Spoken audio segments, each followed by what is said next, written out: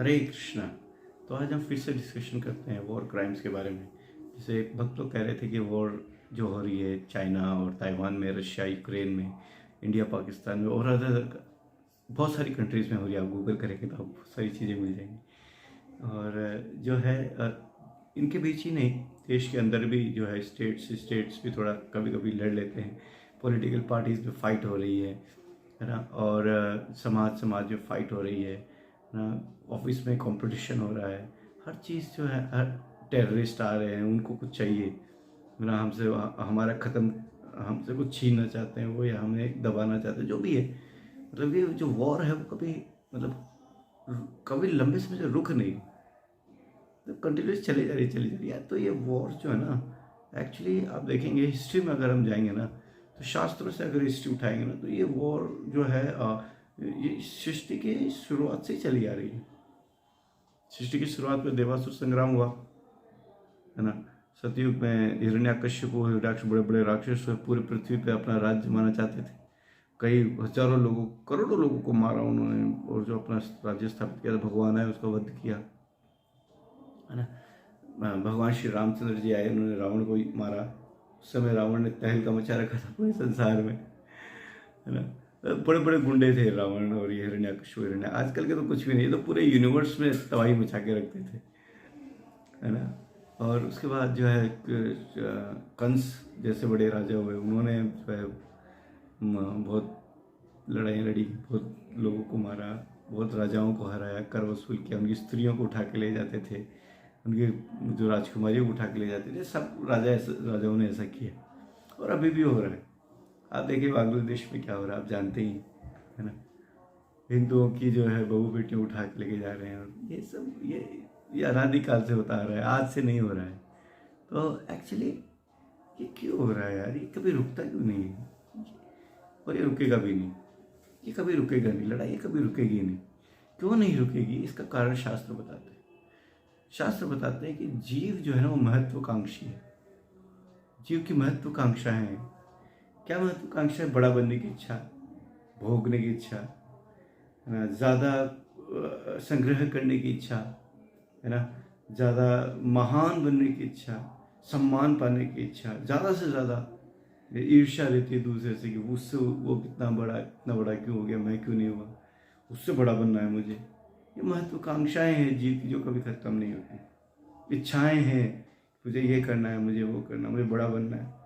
यार देखो ना, कब तक आप बड़ा बनो, कितने समय तक आप एंजॉय कर सकते हो। लिमिटेड टाइम होता है ना आपके पास यार। 70 साल, 70-80 साल आप जीते हो। कोई बहुत भाग्यशाली 90 साल जी लेगा, उसमें भी 30-40 साल या 20 साल तो बुढ़ापे के चले जाते हैं, उसमें तो आप कुछ कर नहीं सकते। तो मान लो कि 50 साल आप मान लो, 50 साल तक आप इंजॉय कर सकते हो, या भोगने के लिए प्रवीण हो सकते हो उसके अंदर, या जो है महत्वाकांक्षियों के लड़ सकते हो, कुछ कर सकते हो, है कि नहीं। उसके बाद तो कुछ है नहीं। आप देखो ना, चाइना के पास कुछ है नहीं क्या, सब कुछ है उसका, फिर भी उसको ताइवान चाहिए। लड़ने का कोई कारण नहीं है, बस एक कारण बनाते हैं लोग और लड़ते हैं, क्योंकि उनको लड़ना है, उनको बड़ा बनना है, महान बनना है। ये कारण एक्चुअली में ये है, और कोई कारण नहीं। क्या रशिया के पास कुछ है नहीं? सब कुछ है उसके पास। जमीन है उसके पास, संसाधन है उसके पास, धन है, सब कुछ है। सबसे बड़ा लैंड है चाइना का, सब कुछ रशिया, सब कुछ। फिर भी उसको यूक्रेन में कुछ ज़मीन चाहिए, है कि? महत्वाकांक्षाएं, इच्छाएं हैं बड़ा बनने की, महान बनने की। तो एक्चुअली जो शास्त्र बताते हैं ना, वो बताते हैं कि ये इच्छाएं जो है, महत्वाकांक्षाएं, इनको शुद्ध करना बहुत ज़रूरी है। जब तक इच्छाएं शुद्ध नहीं होंगी, तब तक आप जो है ये लड़ाई और ये जो वॉर क्राइम्स, इसको आप एक्चुअली आप रोक नहीं सकते, बिल्कुल नहीं रोक सकते। से उन्हें बचपन में पढ़ा था, इच्छाएं जो है ना वो मूल है, वो जड़ है। हम इसके बारे में बाद में चर्चा करेंगे, इच्छा क्या है एक्चुअली। तो एक्चुअली जो है, ये जो इच्छाएं हैं ये मूल जड़ है, और इच्छाएं नहीं है, इच्छा जो खराब इच्छाएं वो मूल जड़ है। देखिए आप देखिए, जैसे हम बचपन में पढ़ते थे 2a+2b+2c+2d, 2 को बाहर निकाल लो, a+b+c+d को जो ब्रैकेट में डाल दो। ऐसे जितनी भी चीज़ें हैं, भोग की, महान बनने की इच्छा, बड़ा बनने की इच्छा, ज़्यादा धन की इच्छा, स्त्री भोग की इच्छा, ये चीज़ें हैं, इनको डाल दो एक ब्रैकेट में, इच्छाओं को बाहर निकाल लो। तो इच्छा जो है वो मुख्य आ जाती है। ये चीज़ें पहले थी, पहले से है और रहेगी भी। भोग संसार का, धन दौलत स्त्री सब रहेगा इस संसार में, ठीक है, सब है ऑलरेडी।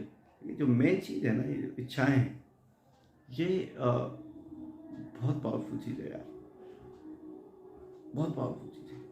तो एक्चुअली जो है ना, शास्त्र बात करते हैं, इच्छाओं की बात करते हैं, तो वो बोलते कि जो हमारी इच्छाएं हैं इनको प्यूरिफाई करना पड़ता है।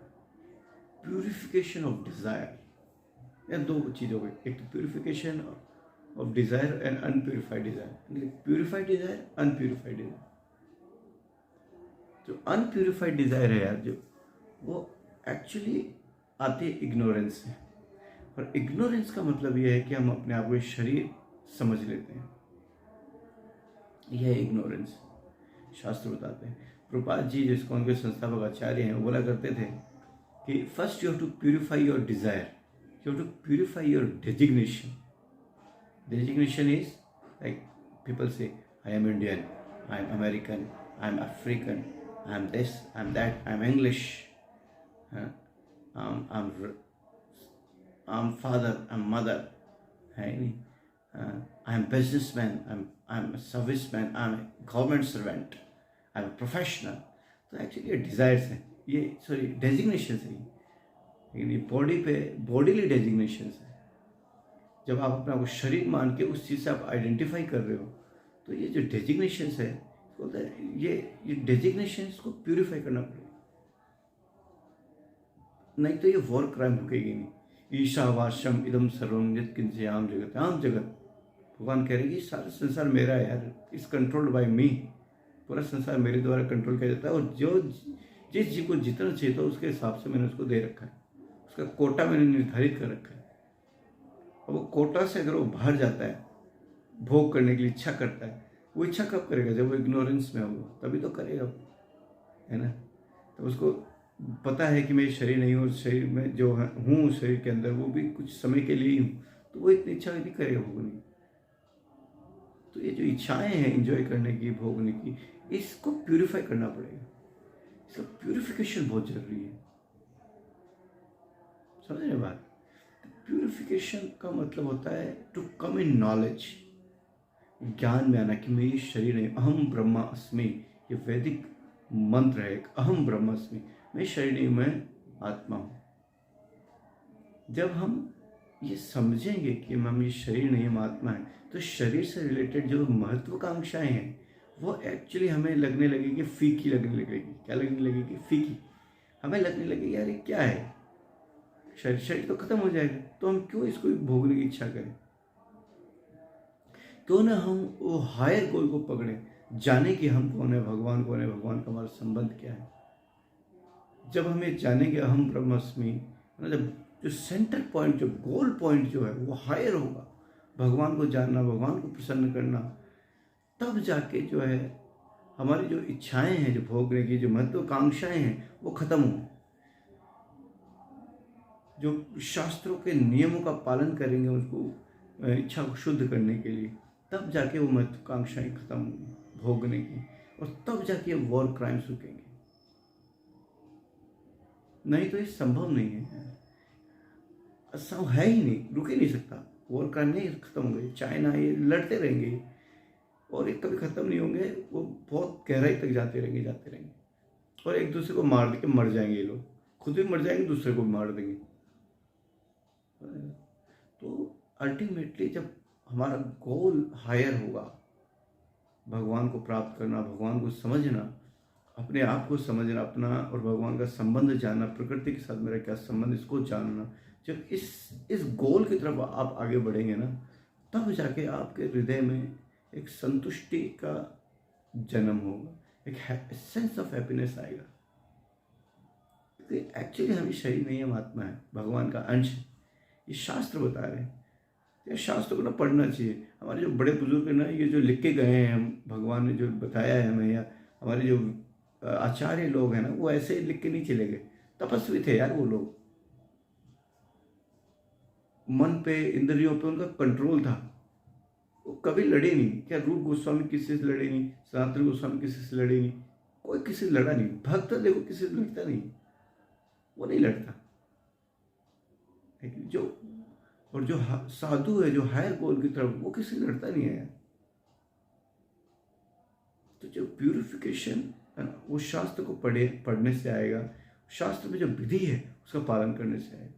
कलयुग में तो स्पेशल छूट है। कलयुग में केवल भगवान का नाम उच्चारण करने मात्र से ही हमारा हृदय की जो महत्वाकांक्षा है, भौतिक महत्वाकांक्षा, वो शुद्ध हो जाती है। जैसे प्रभुपाद जी ने अमेरिका में और यूरोपियन कंट्रीज में प्रीचिंग किया, उसमें ही पीस मूवमेंट था। सब नशा करना, अवैध संबंध बनाना, रोड पे पड़े रहना, एक दूसरे को मारना, काटना, मांसाहार करना, सब करते थे वो लोग। लड़ाई करते थे फुल मूड में तो वो कैसे खत्म हो गई उनकी लड़ाई, कैसे उनका अवैध संबंध, कैसे उनका नशा सब छूट गया, कैसे? सिर्फ उन्होंने भगवान का नाम जप किया, हरे कृष्ण कृष्ण कृष्ण हरे हरे, हरे राम राम राम हरे हरे, और शास्त्र पढ़े। और सबसे बड़ी बात है, उन्होंने एक शुद्ध भक्त का संग किया, वो शिला प्रभुपाद। जैसे व्यक्ति का संग करोगे ना वैसे ही हो जाओगे आप। शराबी का संग करो आप, कुछ दिन बाद आपको भी घर से आओगे, जैसे मान लो कोई गांव से घर दिल्ली आया, बेचारा भोला भाला था, शराब कभी पिया नहीं, दिल्ली में आके दिल्ली के कुछ ऐसे बदमाश लड़कों के संग में रहने लगा। वो शराब पीते थे, वो गांव का लड़का भी शराब पीने लगेगा, है कि नहीं? संग का प्रभाव पड़ता है। तो अल्टीमेटली जो शिला प्रभुपाद जी ने अपना संग लिया, भगवान का नाम उन्होंने जप किया, ये मेन जो था वो संग था, साधु संग, भक्तों का संग। भक्तों का संग बहुत जरूरी है, ये इसी से एक्चुअली शुद्धिकरण होता है, भगवान का नाम जप करने से। ये हृदय की महत्वाकांक्षा शुद्ध हो जाती है। जब हृदय की महत्वाकांक्षा शुद्ध हो जाएंगी तो फिर जो है आप ये वॉर क्राइम रुकेंगे। यार मैं बताता हूँ, फिर भी नहीं रुकेंगे, क्योंकि बहुत कम लोग होंगे जो इसको एक्सेप्ट करेंगे, बहुत कम लोग होंगे।